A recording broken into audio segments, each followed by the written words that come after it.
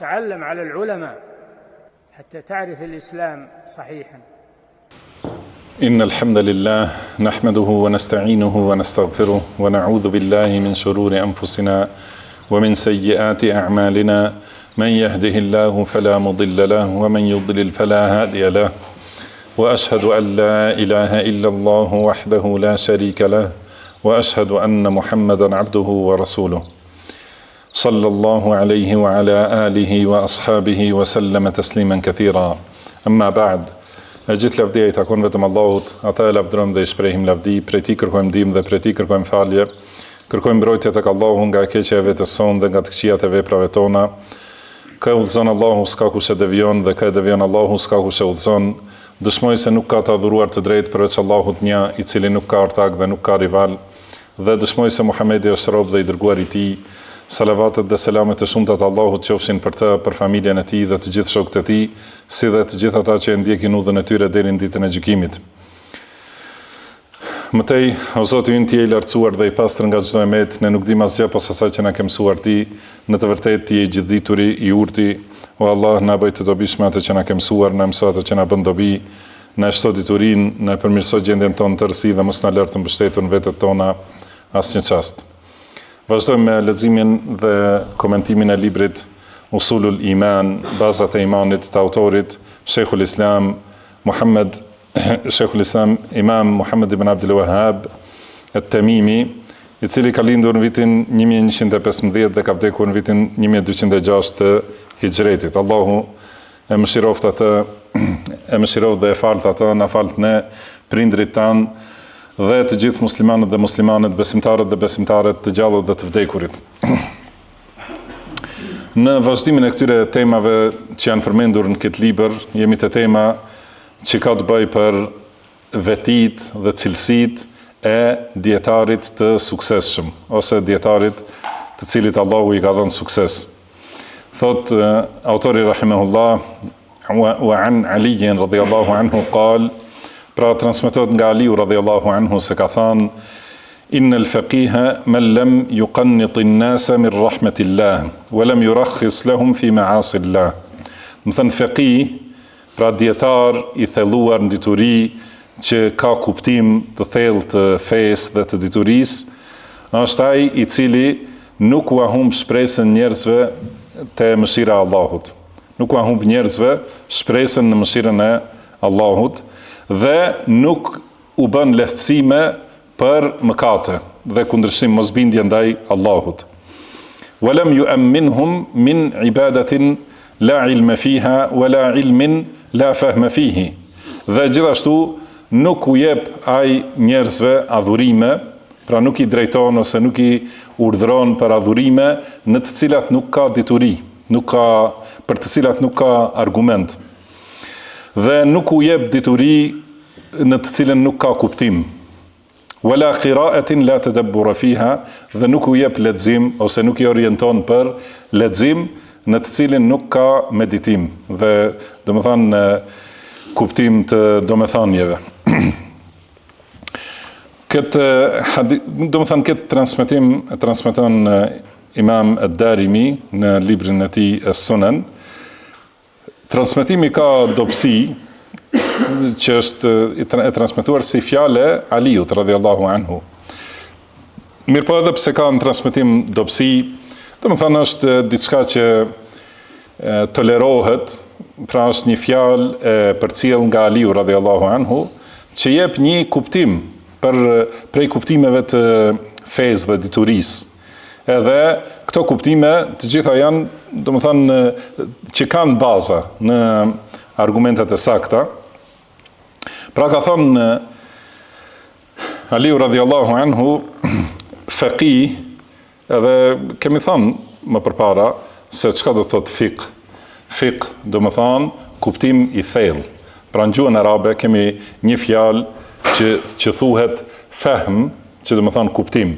Dhe një fjalë tjetër që është fiqh, që do thot kuptim I thellë I domethënieve, dhe është për qëllim kuptimi I Kuranit dhe Sunetit. El fiqhu fil kitabi was sunna. Domethënë kuptimi I thellë I domethënieve të librit Allahut dhe Sunetit pejgamberit sallallahu alaihi wasallam, dhe ai cili i mëson dhe i përthith, domethënë kuptimet e Kuranit dhe Sunetit, ai është njeriu që e ka kuptimin më të thellë dhe më të saktë. Ai që ka mësuar nga libri i Allahut dhe Suneti i pejgamberit sallallahu alaihi wasallam. Është më i mençuri dhe më kuptuesi nga mesi i njerëzve. Se Allahu subhanahu wa taala ka urdhëruar që një grup i njerëzve të thellohen në kuptimet e fesë. Ka thënë falaula nafara min kulli firqatin minhum ta'ifatun liyatafaqahu fi ddin.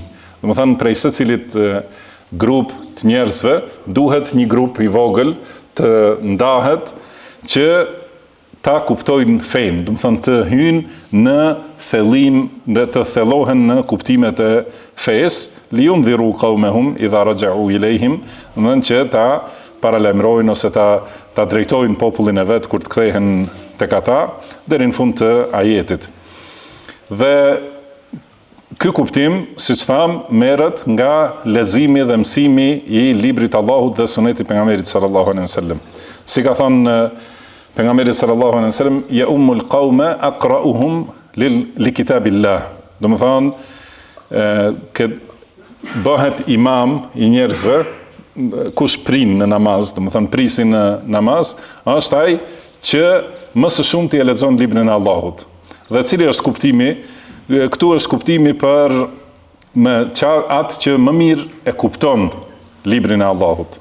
Domethënë nuk është për qëllim vetëm leximi i thjesht, por për qëllim është kuptimi i vërtetë i librit të Allahut, sepse këtë fjalë ka thënë pejgamberi sallallahu alaihi wasallam për një grup, domethënë prej sahabeve, që kanë dalë për luftë ose ekspedit, domethënë për në rrugën e Allahut, edhe është quajtur kjo ekspedita e fuqahave, domethënë ekspedita e atyre që kanë kuptim të fesë, domethënë kanë qenë dietarët e sahabeve që kanë qenë në këtë grup, dhe i ka thënë ai që më shumti, ai që më mirë e kupton librin e Allahut, ai duhet bëhet imam, domethënë që të pri në namaz. Por cili është me të vërtet faqih? Kush është ai që është thelluar në kuptimet e fesë Allahut subhanahu wa taala? E jep domethënë këtë definicion Aliu radhiyallahu anhu, i ka përmendur këto elemente, domethënë është ai njeri që nuk i bën njerëzit ta humbin shpresën në mëshirën e Allahut subhanahu wa taala. Domethënë nuk është në menhexhin e xhavarixhve që e teprojnë dhe i bëjnë njerëzit të dëshpërohen dhe mos kenë shpresë, mos kenë ymyt, domethënë në shpërblimin dhe në mëshirën e Allahut, në faljen e Allahut, i përmendin vetëm argumentet e friksimit ose kërcënimit, sepse kur e lexojmë librin e Allahut, gjejmë ajete të cilat flasin pra dietar i vërtet, faqih, domethënë që ka dituri për fenë dhe kuptim të fesë, cili është ai njeri që i merr të gjitha argumentet e fesë, pra të gjitha argumentet e Kuranit dhe Sunetit. Nuk është faqih ai që i shikon vetëm argumentet që flasin për dënimin ose kërcënim për dënim, por i merr ato argumente dhe gjithashtu edhe argumentet që flasin për mëshirën dhe faljen e Allahut subhanahu wa taala. Do thotë nuk është në rrugën e xhavarixhve që vetëm i friksojnë njerëzit dhe i nxjerrin njerëzit prej islamit për shkak të ndonjë mëkati ose ndonjë gabimi. Pra nuk e kanë rrugën e xhavarixhve dhe gjithashtu nuk e kanë rrugën e murxhieve, që i bëjnë të jenë të sigurt për atë që, domethënë nga ana tjetër, që i harrojnë krejtësisht argumentet që flasin për dënimin ose për friksim, por vetëm argumentet e faljes, edhe nëse i bën njeriu të gjitha llojet e mëkateve, edhe i bën, domethënë largohet nga rruga e Allahut subhanahu wa taala, domethënë megjithatë nuk i pengon njerëzit, nuk i urdhëron për të mira, nuk i ndalon nga të këqijat, por vetëm u flet për lehtësim, vetëm u përmend argumente që prej cilave kuptohet lehtësimi ose se Allahu e ka mëshirën e madhe. E vërtetë është se Allahu e ka mëshirën e madhe dhe mëshira e Allahut është gjithëpërfshirëse. Allahu i fal të gjitha gjunahet. Mirë po, do thotë kur njerëzit bëjnë mëkate, duhet të përmendet, të jepet këshilla dhe gjithashtu të friksohen, që të përmenden argumentet e frikës dhe nëse e duan rrugën e pendimit, u përmenden argumentet e shpresës dhe argumentet e pendimit dhe domethënë feki, ai njeri që ka kuptim, domethënë është që nuk i jep vetëm një rësan përparësi, por i kupton të gjitha argumentet dhe i thret njerëzit në rrugën e drejtë që t'jenë të nënshtruar ndaj Allahut me friksim dhe me shpresdhënie. Po dhe gjithashtu tjetër, thot Aliu radhiyallahu anhu, nuk u jep ndonjë adhurim ose nuk i drejton apo nuk i urdhron për ndonjë adhurim në të cilin nuk ka dituri. Çka do të thonë që nuk ka dituri? Do të thotë adhurim për cilin nuk ka argument në librin e Allahut ose sunetin e pejgamberit sallallahu alaihi wasallam. Njeriu që është dietar dhe që ka kuptim të fesë, nuk i nxit njerëzit dhe nuk arsyeton adhurimet që nuk kanë bazë në argumentet e Kuranit dhe Sunetit. Dhe gjithashtu është njeri i cili nuk angazhohet me një dituri në të cilën nuk ka kuptim. Do të thënë wala ilmin la fahma fihi. Thot nuk është njeri që merret me dituri në të cilën s'ka kuptim, sepse ka njerëz që japin, do thot, çështje diturisë, lexojnë prej librave ose dinë përmendsh gjëra, por i thon ato pa kuptim.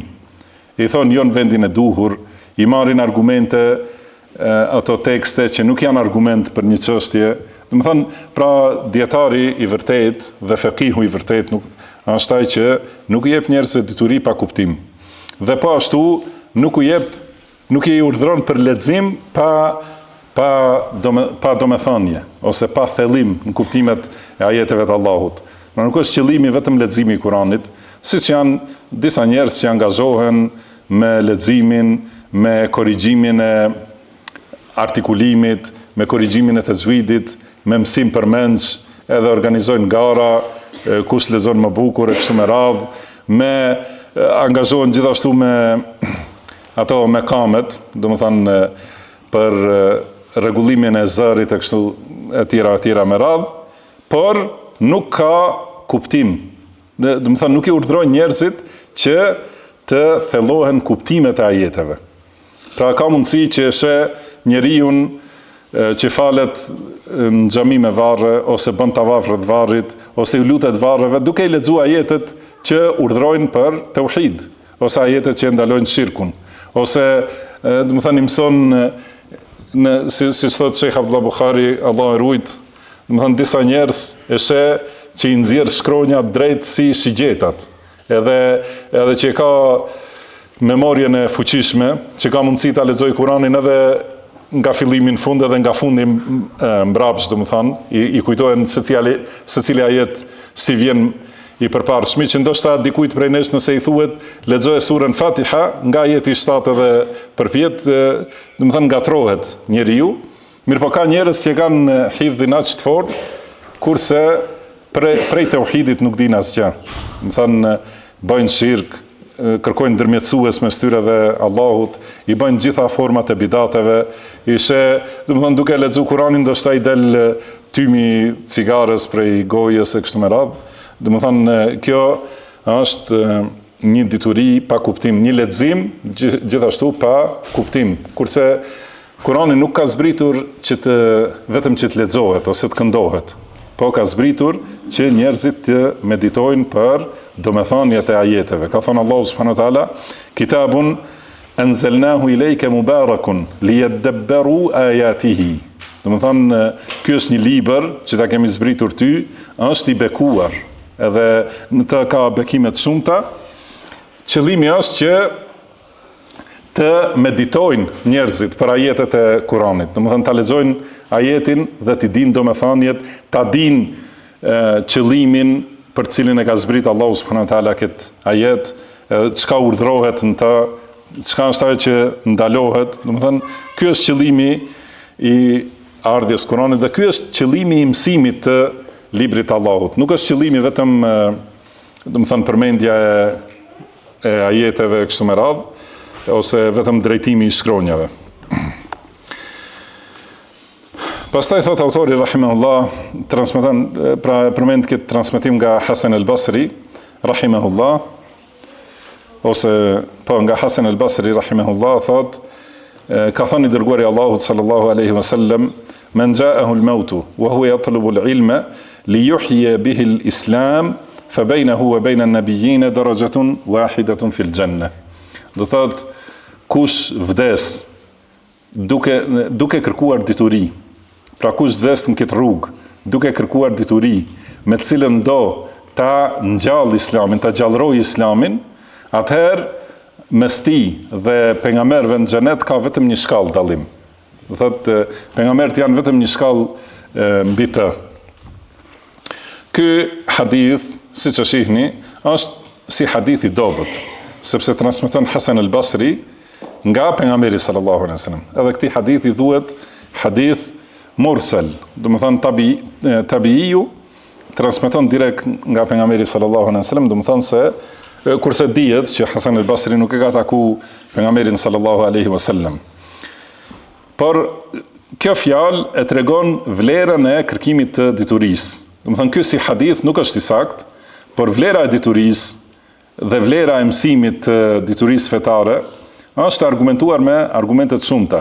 E kemi përmendur më përpara hadithin në këtë libër, do të thonë edhe në raste të tjera, dhe do ta lexojmë përsëri.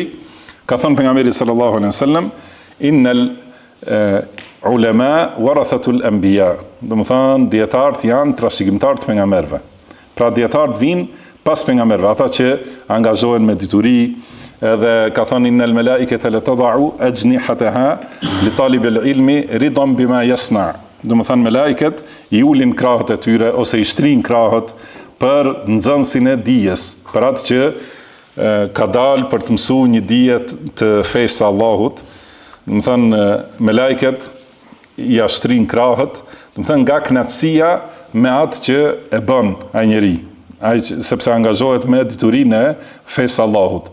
Edhe ka thënë për dietarin, bëjnë istighfar, kërkojnë falje, të gjitha krijesat që janë në qiell dhe në tokë, madje edhe peshqit në ujë, më thënë e lutin Allahun që t'ja fal mëkatet atij që u mëson njerëzve të mirën. Më thënë kjo për vlerën e diturisë ka argumente të shumta, edhe prafërsisht e jep këtë kuptim se dietarët janë trashëgimtarë të pejgamberëve. Do të thonë që vinë më njëherë pas pejgamberëve. Mirë po, siç është përmendur në këtë hadith, se mes pejgamberëve dhe këtyre që mësojnë fenë, që ta gjallërojnë Islamin, ka vetëm një grad dallim mes tyre. Kjo është diçka për çështje të ghaibit, për të cilat nuk lejohet të flitet përveç se me argument të saktë, vetëm me ajet nga libri i Allahut ose hadith sahih. Kurse ky është hadith i dobët dhe nuk mund të merret si argument për këtë çështje. Edhe ne duhet ta dimë, alhamdulillah, do thotë e kuptojmë se për çështjet e fesë, për çështjet e besimit, për çështjet e ghaibit, do të thonë duhet patjetër të jetë argumenti i sakt, që është ajeti nga libri i Allahut ose hadithi i cili është sahih, i cili është sahih, i sakt, pa marrë parasysh është mutawatir ose ahad. Vetëm nëse është sahih, që është me zinxhir të ngjitur dhe të sakt deri te pejgamberi sallallahu alaihi wasallam, atëherë merret për argument për çështjet e ghaibit, për besimin, akiden, si dhe për fiqh, për normat e shariatit. Këto janë argumentet, kurse ato hadithe që kanë dobësi, që janë të dobta, nuk mund të merren argument për çështjet e besimit dhe nuk mund të merren argument po ashtu për të sjellë një normë. Do të thënë, hadithi i dobët nuk vërteton një normë, por vetëm nëse ajo normë është e vërtetuar me hadith të fortë, atëherë mund ta marrim si argument shtesë këtë hadithin e dobët, nëse është në përputhje me argumente tjera, por që në vetvete të vërtetohet një normë me një hadith të dobët, kjo nuk është e saktë, nuk është e pranueshme. Edhe prandaj, do të thonë, ne nuk flasim në fenë Allahut përveç se me dituri të saktë. Por siç tham, në këtë hadith tregohet vlera e diturisë, kurse vlera e diturisë është e përmendur në argumente të shumta edhe në ajete, po ashtu edhe në hadithet të sakta, siç është që e përmendëm. Pastaj thot, transmetohet nga Ebu Derda radhiyallahu anhu, thot, kunna me Rasulillahi sallallahu alaihi wasallam, fashakhasa bi basarihi ila as-sama, thumma qal, hadha awanu yukhtalasu fihi al-ilmu min an-nasi hatta la yaqdiru minhu ala shay. Pra thot Ebu Derda radhiyallahu anhu, ishim me të dërguarin e Allahut sallallahu alaihi wasallam. Dhe ai e ngriti shikimin drejt qiellit dhe tha, kjo është koha në të cilën largohet dituria prej njerëzve, saqë nuk do të mund të gjenë asgjë prej saj. Nuk do të gjenë, domethënë, asgjë prej kësaj diturie. Ky hadith pastaj autori ka përmendur si hadith të veçantë, kurse në realitet është vazhdim i transmetimit kësaj ndodhije. Pra kur e ka thënë Ebu Derda radhiyallahu anhu këtë fjalë, e ka pyetur Ziyad ibn Labid radhiyallahu anhu, i ka thënë dhaka, po, ka thënë kayfa yadhhabu al-ilmu wa nahnu naqra'u al-Qur'an wa nuqri'uhu abna'ana wa yuqri'uhu abna'una abna'ahum ila yawm al-qiyamah.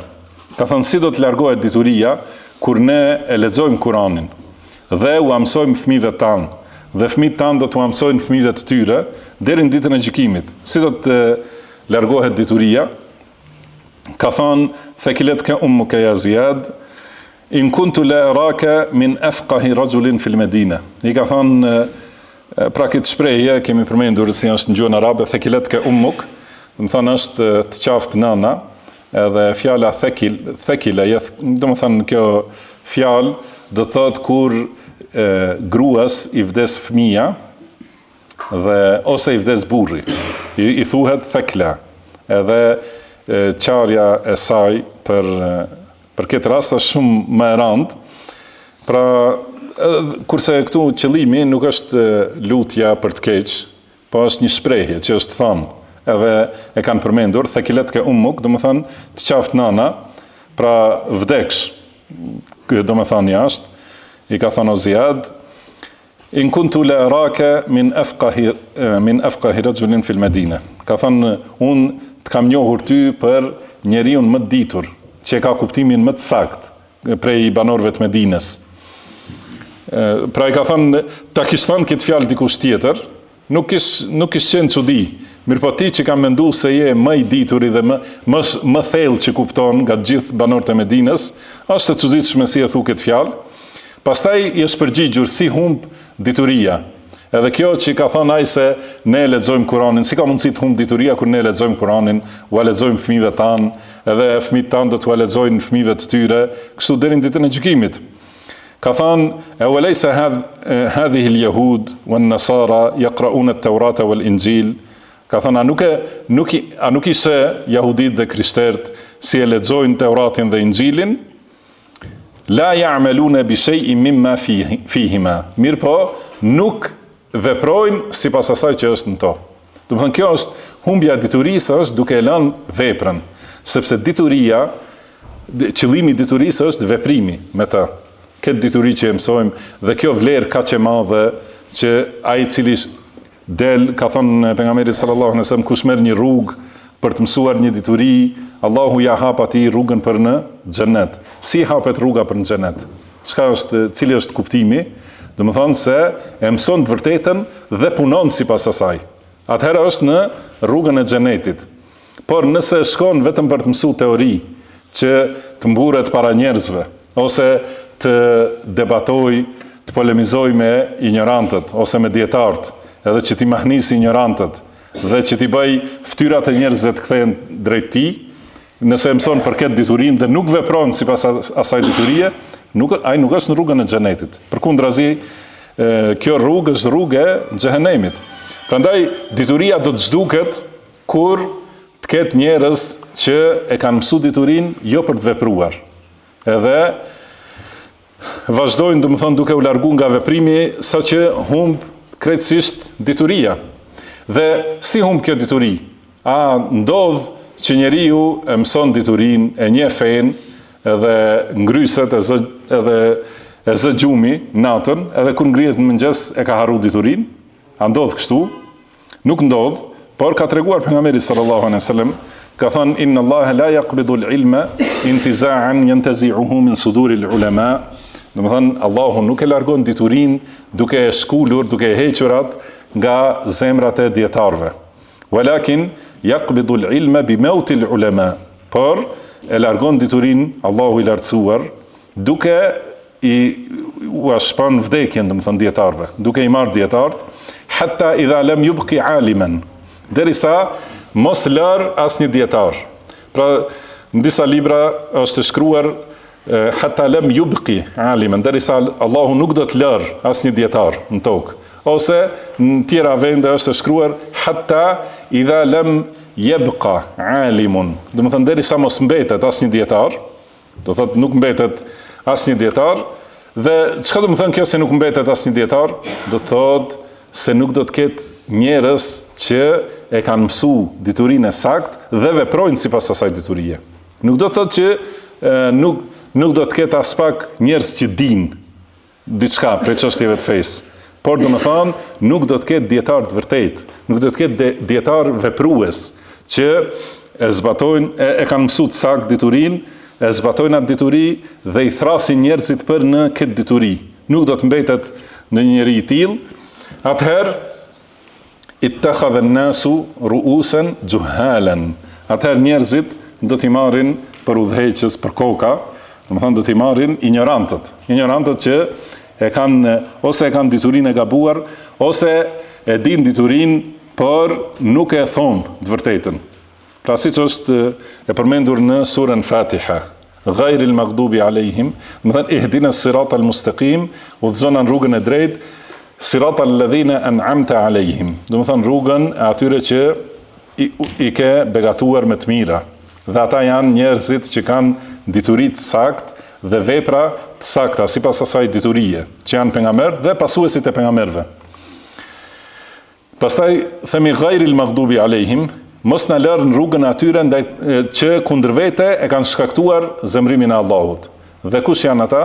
Ata janë njerëzit të cilët kanë dituri dhe nuk veprojnë sipas asaj që u ka mësuar Allahu, wala dallin, edhe mos na lër në rrugën e të devijuarve, janë ata që veprojnë pa patër dituri. Prandaj, domethënë kur të largohen dietarët veprues, të vdesin dietarët veprues, atëherë do të mbeten ose njerëz që kanë dituri, din diçka përmendsh, po nuk punojnë sipas asaj dhe nuk thresin në të vërtetën, ose do të mbeten njerëz që flasin për fenë e Allahut pa pas dituri, edhe pa e ditur sakt. Atëherë thot fesuilu, do të pyeten këta njerëz, i kanë caktuar udhëheqës, i kanë vënë aty përpara, edhe i kanë thonë ti je hoxha kryesor, ti je kryetari dietarëve, ti je muftiu i vendit, duke qenë që s'ka dituri. Ose ka dituri, por nuk e tregon atë për shkak të interesave të dunjas, edhe ai do të pyetet. Edhe atëherë, fa aftau bi ghayri ilmin. Do të thënë kjo është fjala e pejgamberit sallallahu alaihi wasallam. Ata do të përgjigjen pa dituri, do të thënë jo sipas argumenteve, do të përgjigjen sipas epsheve të veta ose epsheve të njerëzve. Fadallu wa adallu. Edhe kështu, do të thënë do të devijojnë ata dhe do t'i devijojnë të tjerët. Prandaj do thotë ky hadith dhe hadithit cilin jemi duke e lexuar. Do të thënë ka thënë pejgamberi sallallahu alaihi wasallam se është duke ardhur koha kur do të largohet dituria. Pra këtu kur thot hadha awanu yukhtalasu fihi al-ilm, do të thënë kjo është kohë në të cilën do të largohet dituria, është për qëllim, do të thënë koha që vjen. Do të thënë jo koha kur kanë qenë sahabët, ka qenë pejgamberi sallallahu alaihi wasallam, dhe ka qenë pejgamberi sallallahu alaihi wasallam mesin e njerëzve dhe dituria ka qenë duke u shtuar.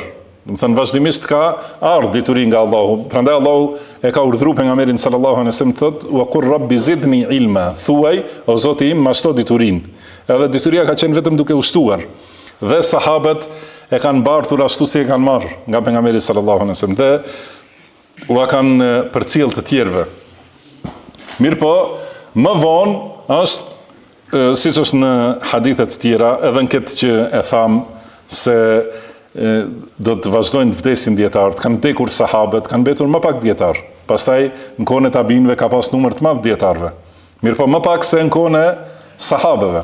Pastaj, domethënë kështu me kalimin e kohës, saqë ka disa fjalë, domethënë prej dietarëve të hershëm, prej selefëve, kanë thënë se kjo është koha kur është paksu dituria ose ka humbur dituria.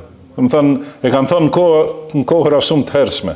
Atëherë çka thuhet për kohën tonë, ku mbeten më pak, mbetet një ndoshta prej dietarëve ose dy, ose nuk mbetet asnjë, dhe do të vi ndonjë kohë ku nuk do të mbetet asnjë që e ka diturinë e saktë dhe flet me atë dituri. Domethënë kjo është e thënë nga pejgamberi sallallahu alaihi wasallam se numri i dietarëve do të paksohet, padyshim. Edhe një herë, domethënë dietar që e kanë diturinë e saktë dhe që flasin me atë dituri. Domethënë këto do të paksohen. Prandaj nuk është për tu habitur se na thonë na kundërshtojnë njerëzit, thonë se ju e keni kufizuar diturinë vetëm te një ose te dy veta. Po ashtu është se vazhdimisht do të paksohet numri i dietarëve.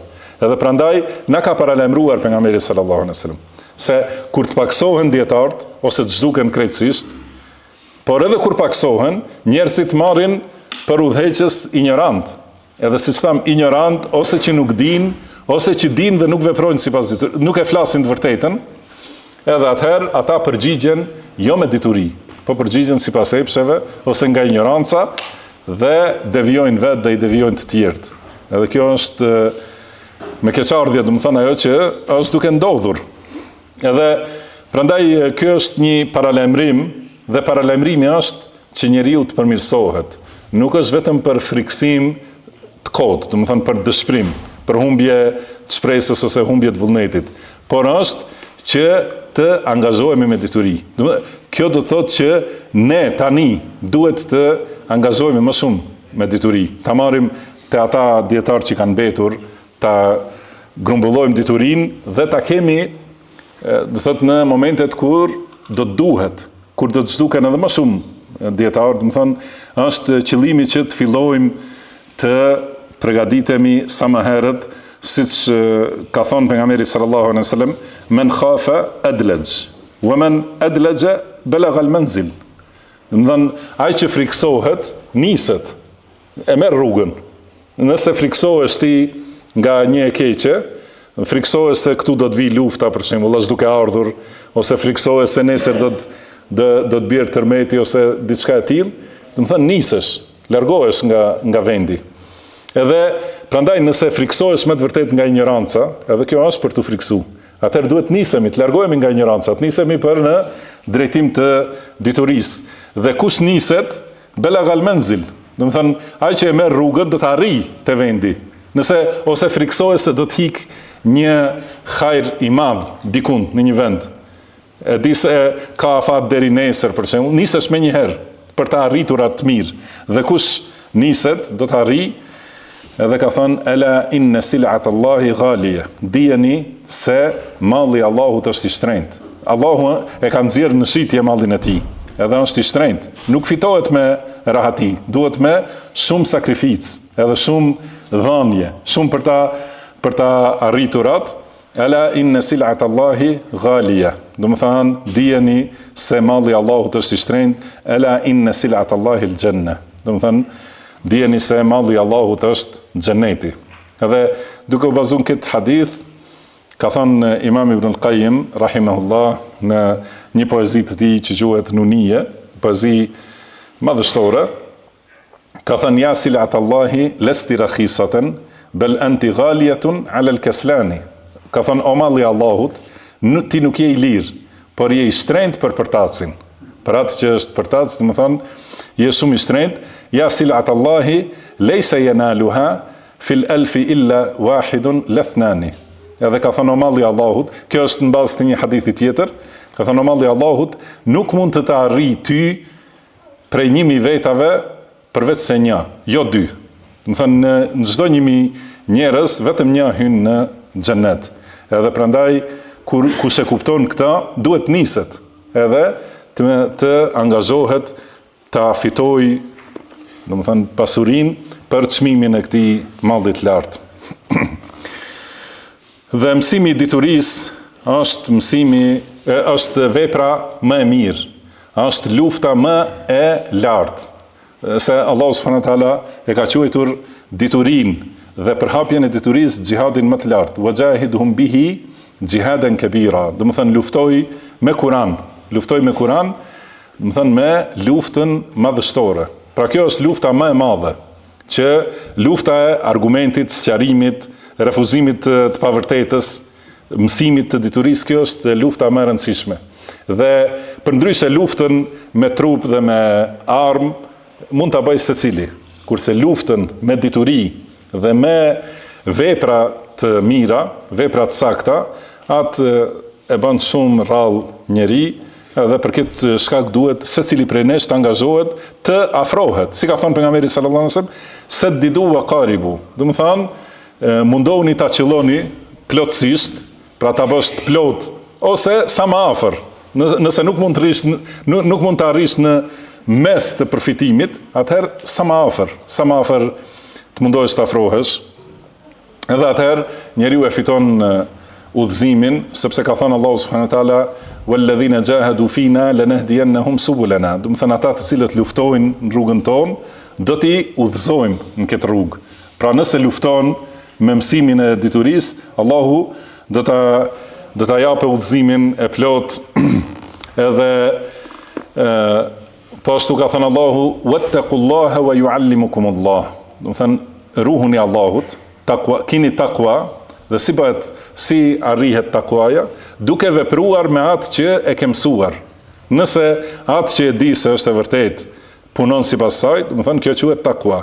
Dhe nëse ecën në këtë rrugë, atëherë Allahu ta shton diturinë, walladhina ihtadaw zadahum huda, do të thonë ata që udhëzohen, pra rrin rrugën e drejtë, Allahu u shton udhëzimin.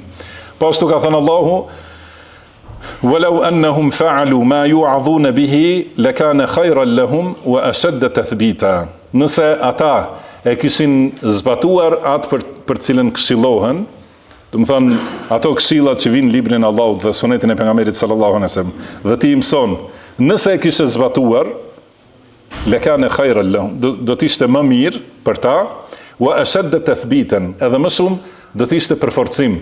Atëherë, me të vërtet dituria përforcohet në zemër dhe nuk harrohet, nëse njeriu çdo këshill që e mëson mundohet ta zbatojë, edhe çdo dituri që e mëson punon sipas saj, ecë në rrugën e saj, atëherë kjo është përforcim.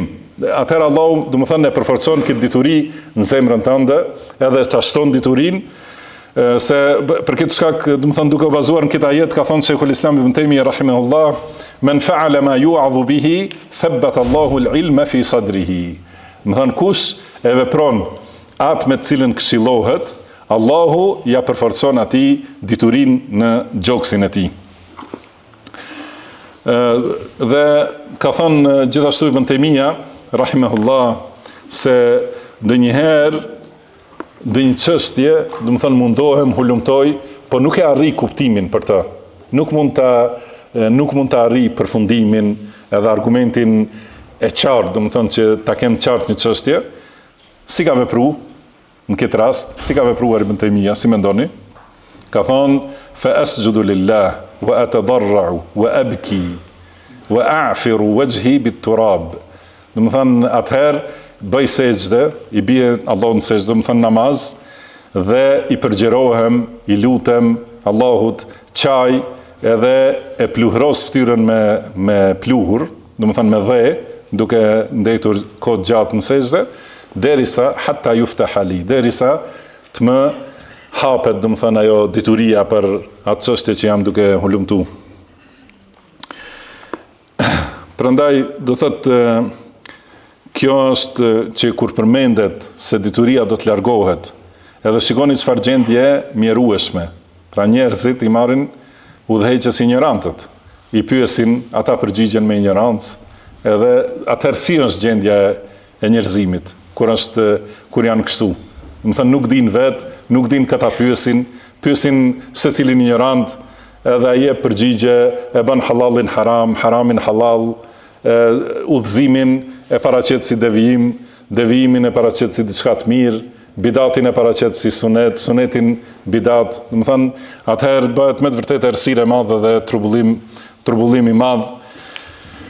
Dhe atëherë njerëzit, siç ka thënë këtu Ebu Derda nga pejgamberi sallallahu alaihi wasallam, do të thonë do të largohet dituria dhe nuk do të kenë mundësi të gjejnë asgjë prej kësaj diturie. Nuk do të mund ta gjejnë.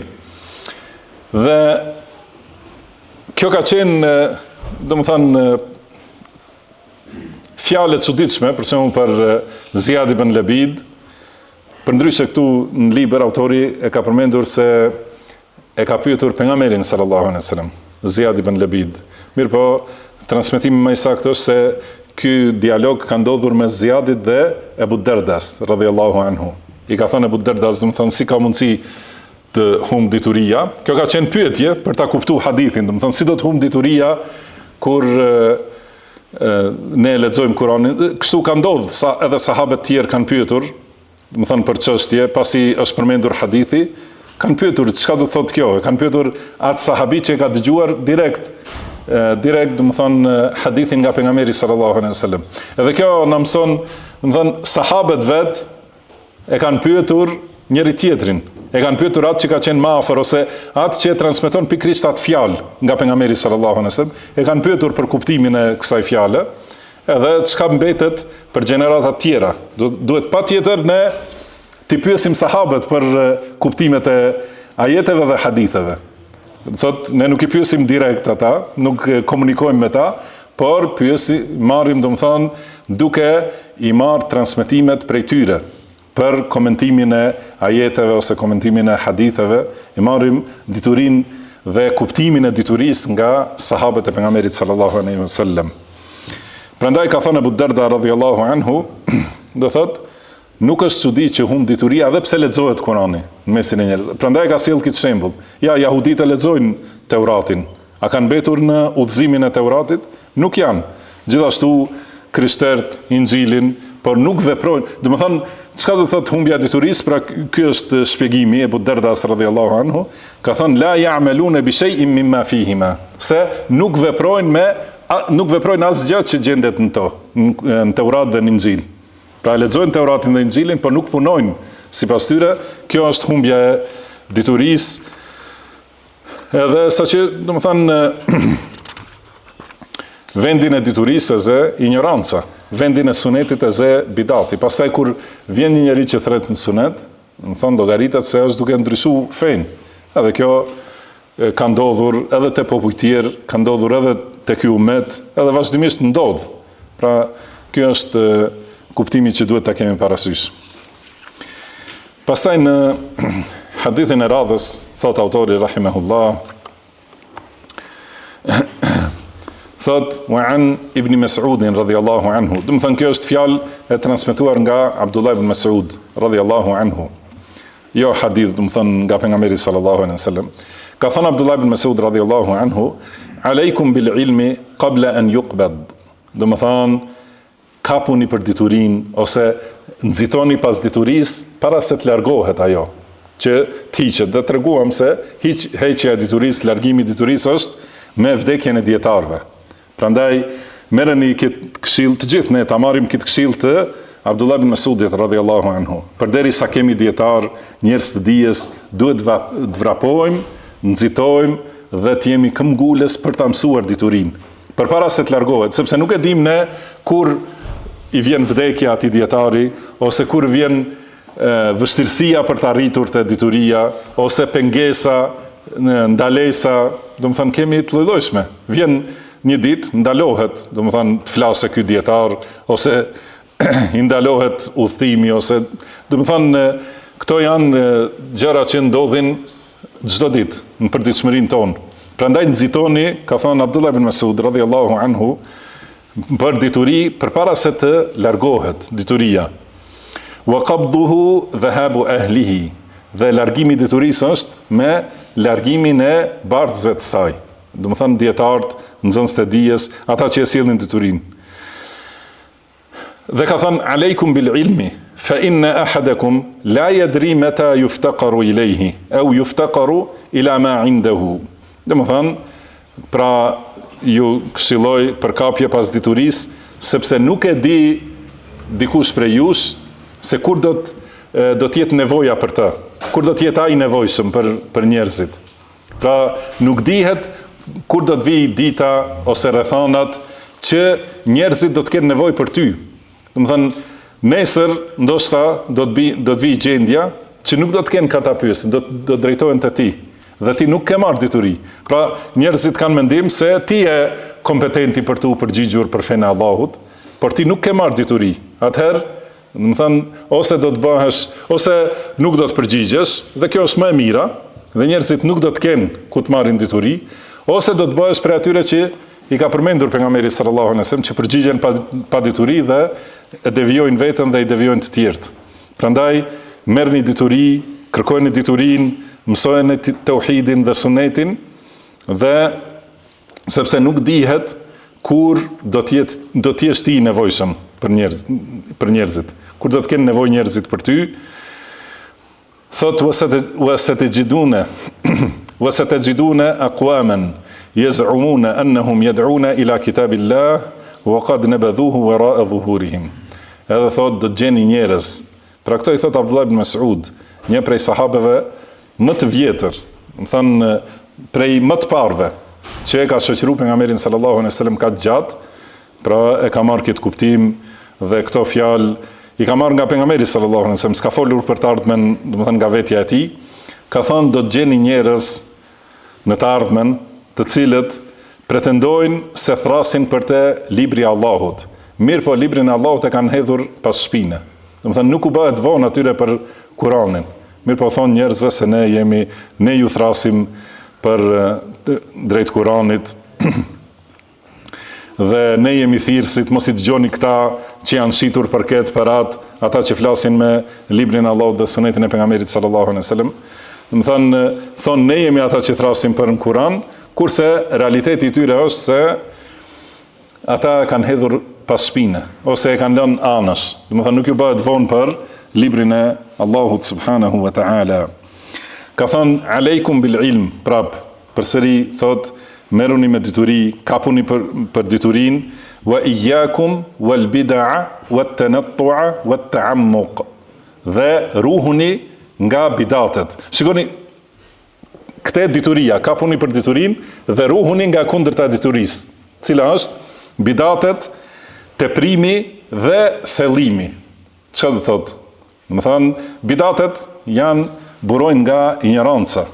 Se si u thate fjala Aliut radhiyallahu anhu, më thënë, nuk është dietar, nuk është fekih ai njeri që i thret njerëzit për ndonjë adhurim për cilin s'ka argument, nuk ka dituri për ta. Pra, merreni diturin, largohuni prej bidatit, largohuni prej teprimit, si teprimi i xhavarixhve për shembull, ose teprimi i grupeve të tjera të ekstremistëve, që dalin nga kufit e shariatit. Prandaj, nuk është, shariati është vetëm ai që ka zbritur. Libri i Allahut dhe suneti pejgamberit sallallahu alejhi dhe sellem është e vërteta absolute. Edhe ajo që ka zbrit nga Allahu subhanahu wa taala. Dalja prej kësaj rruge, qoftë duke neglizhuar, duke u larguar prej fesë, qoftë duke u shitur sikur i fuqishëm i shtrënguar, domethënë shumë i devotshëm, nëse del prej asaj që ka zbrit Allahu subhanahu wa taala, është devijim. Domethënë nuk ka udhëzim tjetër përveç se udhëzimi i Kuranit dhe Sunetit. Secila dalje djathtas ose majtas është devijim. Domethënë largohuni, mbahuni për diturinë, largohuni prej bidateve, largohuni prej teprimit dhe prej thellimit. Domethënë duke u thelluar tema për të cilat nuk ka argument. Do të thënë pyetje të tepërta që nuk janë dobishme, pyetje ose hyrje për analiza dhe përgjigje për çështje për cilat s'ka argument nga Kurani ose Suneti, gjitha ato janë devijime. Do të thënë bidatet, teprimi dhe thellimi në tema që nuk janë të diturisë, janë të gjitha devijime. Dhe ka thënë wa aleikum bil atiq. Do të thënë kapuni për atë të vjetrën, të thellën, cila është më e vjetra në këtë fe, më e vjetra është Suneti pejgamberit sallallahu alaihi wasallam dhe rruga e sahabeve. Ajo është e vjetër. Çdo gjë që ka ardhur më vonë, që nuk është në përputhje me rrugën e sahabeve, ajo është e re, e shpikur në fe. Kurse e vjetra e thella, atje, do të thënë në bazë, është rruga e sahabeve, se ka thënë Allahu subhanahu wa taala ومن يشاقق الرسول من بعد ما تبين له الهدى ويتبع غير سبيل المؤمنين. Do të thonë ai që e kundërshton të dërguarin sallallahu alaihi wasallam, pasi është bërë i qartë udhëzimi dhe ndjek rrugë tjetër nga rruga e besimtarëve. Dhe besimtarët e parë që kur ka zbritur ky ajet kanë qenë sahabët. Do të thonë ai që ndjek tjetër rrugë nga rruga e sahabeve, ai është në devijim, do të thënë e lëm të shkojnë atë rrugë të devijimit dhe e hedhim në xhehenem. Dhe sa përfundimi i keq është ai, thot Allahu subhanahu wa taala. Prandaj Abdullah ibn Mas'ud thot kapuni për më të vjetrën, për rrugën e sahabeve, se çdo gjë që del më vonë është largim prej esencës, prej asaj që është bazë. Thot këtë fjalë ka thonë Abdullah ibn Mas'ud radhiyallahu anhu, akoma kur kanë qenë shumica e sahabeve gjallë. Thot, kuptohet se çdo herë që largohen njerëzit më shumë prej, do të thënë sa më shumë që largohet koha nga koha e sahabeve, aq më shumë largohet gjithashtu edhe dituria dhe largohen nga rruga e sahabeve. Kurse po ashtu ka thënë Allahu, duke u drejtuar sahabeve. Duke u drejtuar sahabeve, ajeti që u ka zbritur sahabeve thot fa in amanu bimithli ma amantum bihi faqad ihtadaw. Do thot nëse ata pra të tjerë të besojnë siç keni besuar ju, sahabët, do thon atëherë janë të udhëzuar. Përndryshe janë në kundërshtim dhe përçarje. Prandaj Abdullah ibn Mas'ud radhiyallahu anhu edhe e ka përmendur si argument këtë atë ekzistimin e praninë e sahabeve. E ka përmendur si argument praninë e sahabeve për udhëzim në hadithin e njohur, kur ka shkuar Abu Musa al-Ash'ari radhiyallahu anhu, e ka pyetur për disa njerëz që kanë bërë dhikr në xhami, të tubuar në grupe në hallka. Edhe njëri ka thonë, thuni subhanallah 100 herë, kanë thonë gjithë bashkarisht 100 herë, kështu do thot. Abdullah ibn Mas'ud radhiyallahu anhu u ka shkuar edhe u ka thonë, do të thënë si vazhdoni do thot në këtë rrugë kur ente pejgamberit sallallahu alaihi wasallam nuk janë thyer akoma. Akoma janë ente ti gjallë. Dhe gjithashtu gratë e pejgamberit sallallahu alaihi wasallam janë gjallë. Dhe sahabët e të dërguarit Allahut sallallahu alaihi wasallam janë të pranishëm në mesin tuaj. Ku shkoni, do të thonë, duke i pas sahabët si shpikni tjetër rrugë. Edhe ka thënë atëherë ose ju jeni në udhëzim më të mirë se udhëzimi i pejgamberit sallallahu alaihi wasallam, ose jeni në devijim. Dhe cila është e vërteta këtu? Padyshim se janë në devijim. Ose ka një tjetër transmetim, ose jeni në rrugë më të mirë se sahabët e pejgamberit sallallahu alaihi wasallam, ose jeni duke themeluar një devijim. Pra, a ka mundësi të vi dikush që të sjellë një rrugë më të mirë se rruga që kanë pas sahabët e pejgamberit sallallahu alaihi wasallam? Ajo nuk ndodh. Do të thënë, ky ka qenë argumenti për këtë shkak nuk gjejmë te sahabët e pejgamberit sallallahu alaihi wasallam asnjë bidat. Nuk ka dhe një fjalë ose dhe një vepër që e kanë sjellë sahabët që të ketë qenë kundërshtim me Kur'anin ose Sunetin e pejgamberit sallallahu alaihi wasallam. Dhe për këtë shkak na ka thonë pejgamberi sallallahu alaihi wasallam, aleikum bi sunnati wa sunnati al-khulafa'ir rashidin al-mahdiyyin min ba'di. Do të thonë kapuni për sunetin tim dhe sunetin e halifëve të drejtë, sepse ata nuk kanë dalë nga rruga e pejgamberit sallallahu alaihi wasallam. Edhe për këtë shkak, do të thonë këtë çështje nuk mjafton niyeti i mirë. Do të thonë e kam qëllimin e mirë ose desha hajër, ose thonë disa njerëz çfarë të keqe ka nëse bëhet dhikr ose lexohet Kur'an, pranë forma që janë bidat. U ka thonë, ata i kanë thonë Abdullah ibn Mas'udit, ja Aba Abdurrahman, innama, ose kunna nuridu l-khajr, ose si kanë thonë, dhe thotë ne deshëm hajër, deshëm mirë, të bëjmë dhikr. Ka thonë, edhe këtë duhet ta mbajmë mend si rregull. Kem min muridin lil khajri, lem yanalhu. Do të thonë shumë njerëz e duan të mirën, por nuk e arrin. Do thotë nuk është e mjaftueshme vetëm të jetë qëllimi për të mirën, por duhet patjetër rruga dhe mjeti të jetë i mirë. Pra nuk ka mundësi nëse do dikush pra nga vendi ku jemi, nëse ka qëllim, synim të arrijë në Tiranë, të niset në drejtim të Shkupit. I thuhet nuk arrin, nuk shkon, nuk është rruga e saktë kjo. Ai thotë unë kam qëllimin e mirë të arrijë në Tiranë. Do të thonë, prandaj duhet të jetë patjetër qëllimi i mirë dhe të jetë rruga e saktë. Për këtë, do të thonë, shikoni kur e lexojmë hadithin, majtama'a qaumun fi baytin min buyutillah. Do të thonë çdo herë kur mblidhen disa njerëz në një shtëpi prej shtëpive të Allahut, ku e lexojnë librin e Allahut, e përmendin Allahun, do të thonë, mblidhen një grupi njerëzve e përmendin Allahun dhe lexojnë librin e Allahut dhe mësojnë atë mes tyre, u zbret qetësia, i mbulon mëshira, i rrethojnë me lajket deri në fund të hadithit.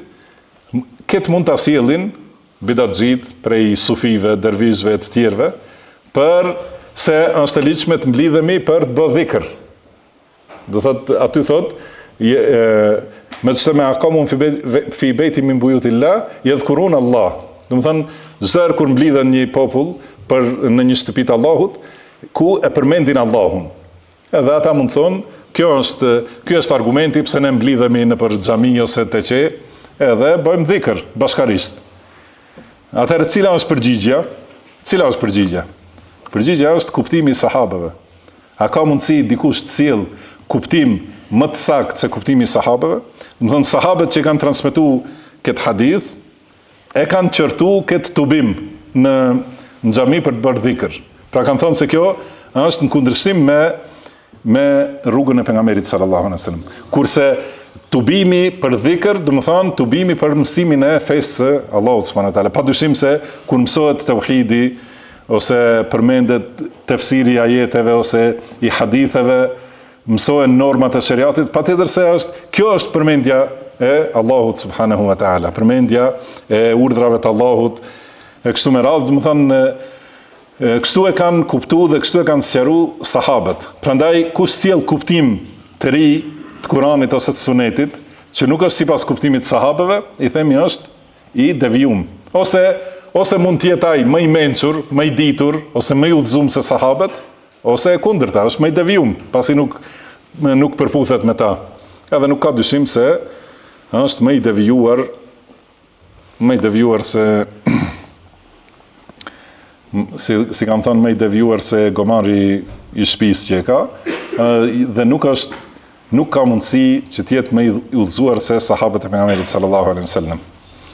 Ose kur merr dikush si argument që pejgamberi sallallahu alaihi wasallam ka thënë, ka xheru hanën dhe tenten, dhe kanë pyetur për agjerimin e hanës, ka thënë ajo është ditë në cilën un kam lindur dhe në cilën më ka filluar shpallja. Edhe ka thënë dua të jem agjerueshëm në ditë. Edhe marrin si argument se lejohet festimi i ditëlindjes, edhe kremtimi i mevludit, ditës kur ka lindur pejgamberi sallallahu alaihi wasallam.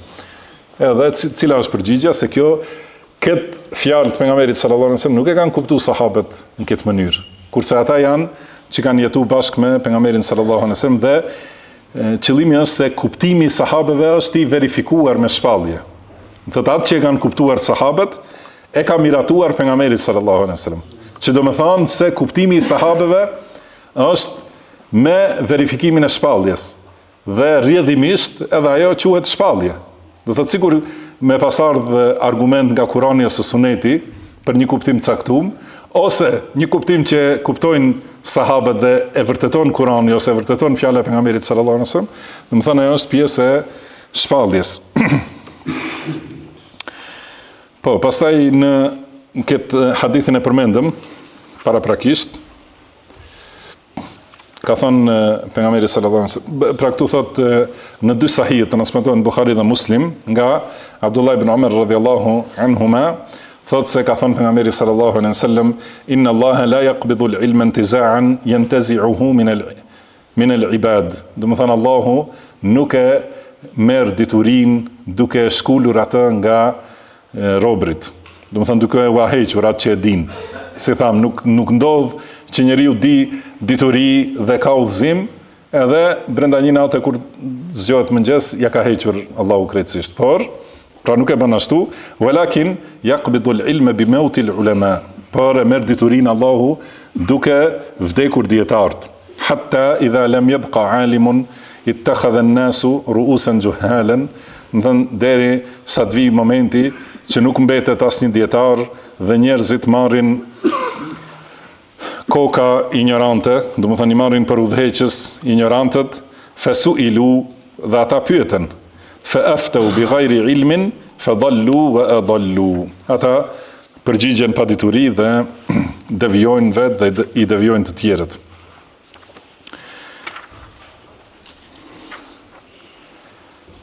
Po. Edhe një hadith që transmetohet nga Aliu radhiyallahu anhu. Do të thonë këtë hadith e përmendëm më herët edhe sqaruam, s'ka nevojë për përsëritje.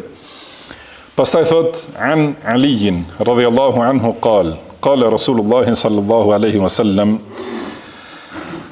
Do thot transmetohet nga Aliu radhiyallahu anhu se i dërguari Allahut sallallahu alaihi wasallam ka thënë yushiku an ya'ti 'ala an-nasi zamanun la yabqa min al-islam illa ismuhu wala yabqa min al-Qur'ani illa rasmuhu. Do thot së shpejt pranë të ardhmen do të vijë një kohë kur prej islamit do të mbetet vetëm emri dhe prej Kuranit do të mbetet vetëm shkrimi. Masajiduhum amira wa hiya kharabun min al-huda. Do të thonë xhamit e tyre janë të ndërtuara, godina të mëdha të fuqishme, por të zbrasta, janë shkret prej udhëzimit. Ulamauhum sharru man tahta adimi as-sama. Dietarët e tyre, do të thonë të asaj kohe, do të jenë njerëz më të këqij në kupën e qiellit. Min indihim takhruju al-fitna wa fihim ta'ud. Prej tyre del fitnja dhe tek ata kthehet. Ky është hadith i dobët, ka disa dobësi në zinxhirin e tij dhe kemi thënë pra shumë herë, hadithi i dobët nuk vërteton ndonjë normë të re, nuk vërteton diçka për të ardhmen. Mirpo edhe ky hadith, edhe pse është i dobët transmetimi, do të fjalët që i gjejmë në këtë hadith, i gjejmë në hadithe të tjera të sakta. Edhe kemi përsëritur shumë herë se dietarët ndodh që sjellin këta hadithe të dobëta, jo sepse argumentojnë me hadith dobët, ose se nuk e kanë ditur se është i dobët, por për shkak se kuptimet që përmblidhen në këtë transmetim janë të ndara në hadithe të tjera. Do të thonë, nëse kishte sjell këtu autori 4 hadithe për këto kuptime, do të ndoshta shpërqendrohet lexuesi në hadithe të ndryshme, kurse këtu gjitha domethëniet janë të përmbledhura, por ato janë domethënie që janë të vërtetuara me ajete ose hadithe të sakta. Prandaj i përmendin këto hadithe, do të thonë, pra dietarët kur i kanë përmendur, nuk do të thonë se nuk i kanë ditur.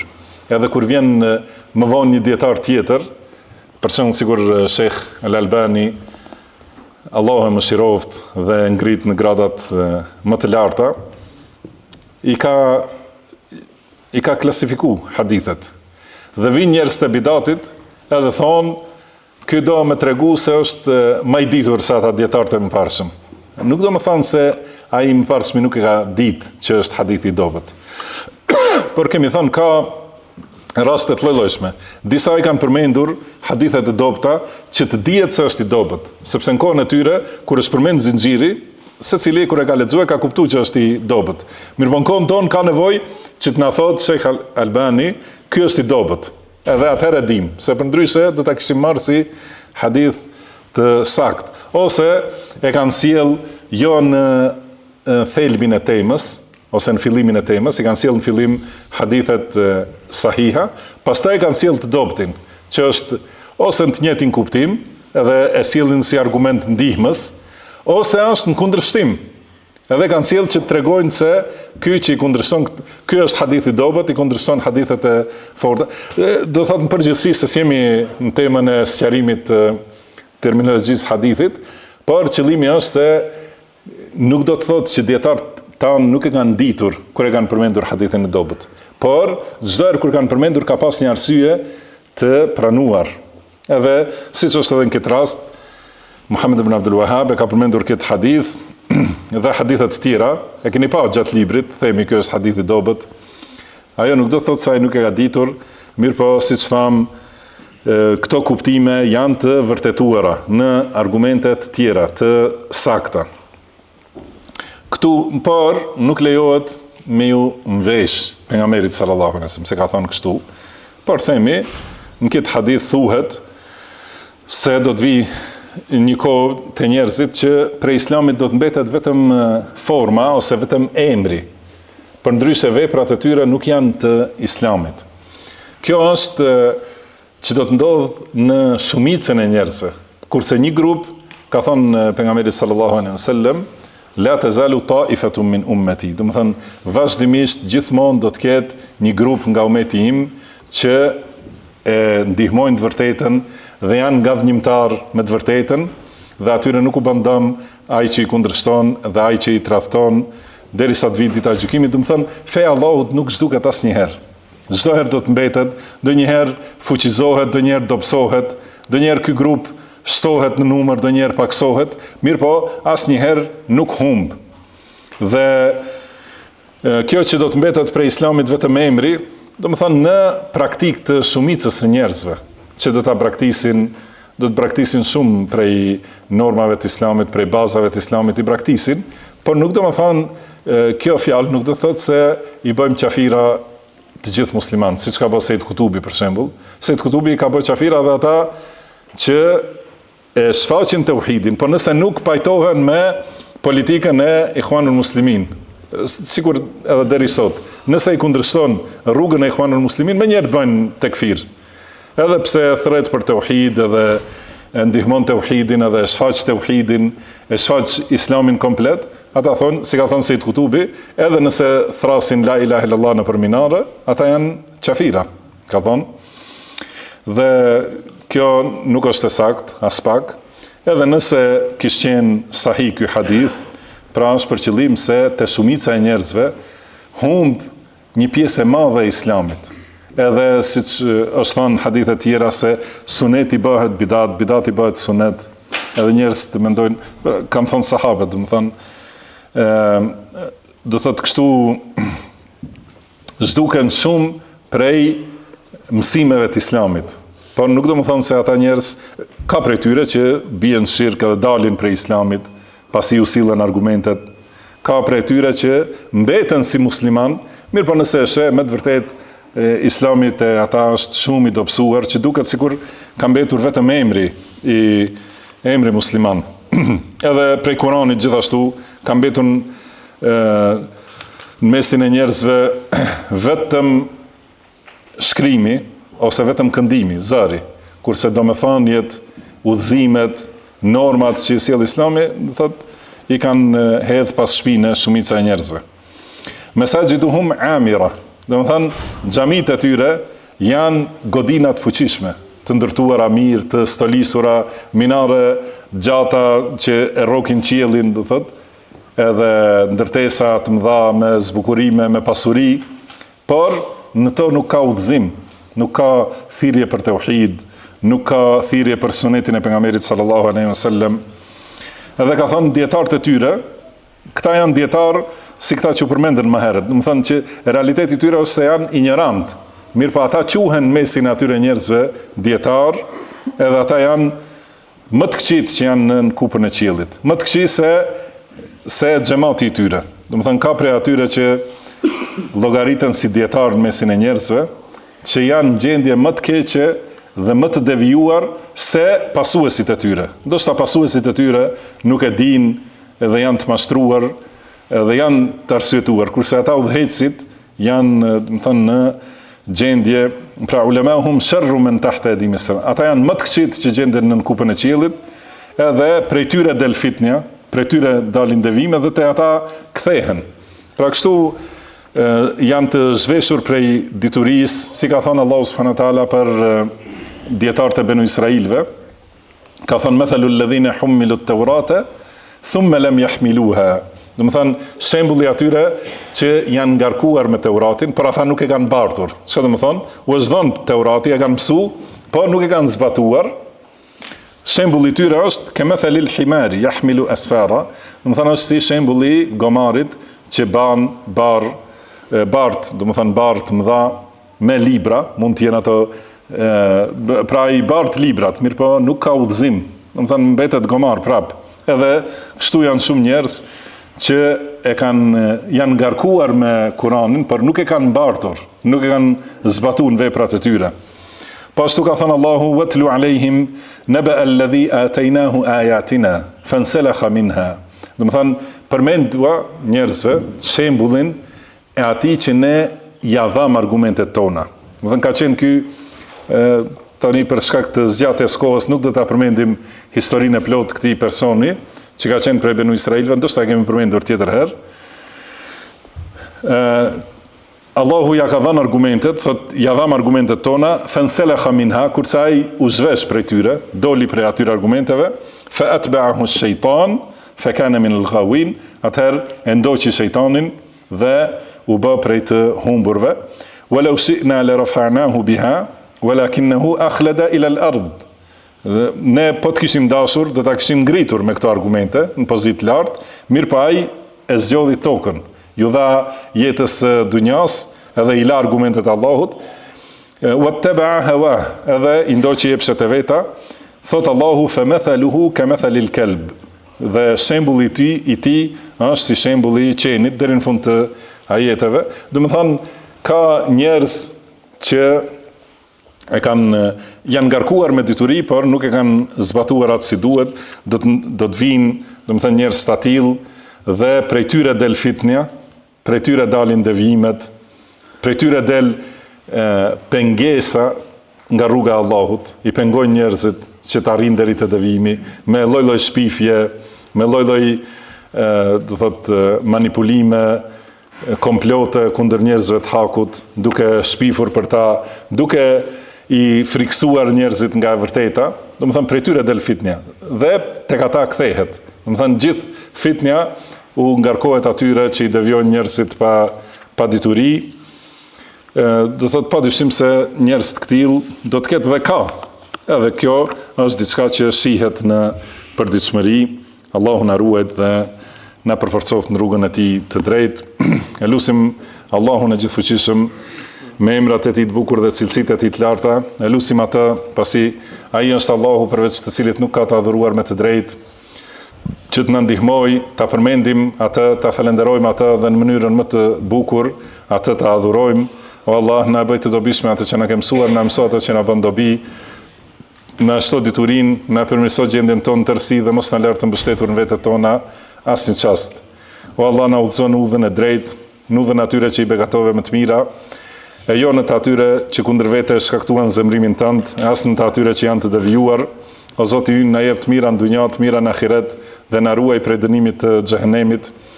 O Zoti ynë, na jep në bashkëshortet tona dhe pasardhësit tan kënaqësi për zemrat tona dhe na bëj prijes të devotshmëve. Na i fal gjunahet neve, prindërve tan dhe të gjithë muslimanëve dhe muslimaneve, besimtarëve dhe besimtareve, të gjallëve dhe të vdekurve. O Allah, ne të kërkojmë qëndrueshmëri në fe dhe vendosmëri në udhëzim, të kërkojmë shkaqet e faljes sate dhe sjellësit e mëshirës sate, të kërkojmë të falenderojmë dhuntitë e tua dhe të adhurojmë në mënyrën më të mirë, të kërkojmë zemër të shëndosh dhe gjuhë sinqert, ti kërkojmë të mirat që ti i di, strehojmë të ti nga e keqja që ti e di, dhe kërkojmë falje për ato që ti i di, ti i gjithdijshëm për fshehtësitë. Na përmirëso fenë, e cila është çështja jonë kryesore, na përmirëso dunjan në të cilën është jetesa jonë, na përmirëso ahiretin në të cilin është kthimi ynë, na bëj jetën shtim të çdo të mirë dhe na bëj vdekjen rehati nga çdo e keqe. O Allah, na dhuro frikë ndaj Teje, që na pengon prej mëkateve dhe gjunaheve, na dhuro bindje ndaj Teje që na çon në xhenetin tënd, na dhuro besim të paluhatshëm që na lehtëson sprovat e dunjas, na kënaq me dëgjimin, shikimin dhe fuqinë tonë sa të jemi gjallë dhe lëra atë në trashëgim pas nesh, hakmeru për ne kundër atij që na bën padrejtësi dhe na ndihmo kundër atij që na armiqson. Mos na ços sprovën në fen ton, mos na e bëj dunjan brengën ton më të madhe dhe gjithë diturinë ton dhe mos na çon mbi kokë dikë që nuk na mëshiron. Subhanaka Allahumma wa bihamdika ashhadu an la ilaha illa anta astaghfiruka wa atubu ilaik wa akhiru da'wana anil hamdulillahi rabbil alamin. Amin.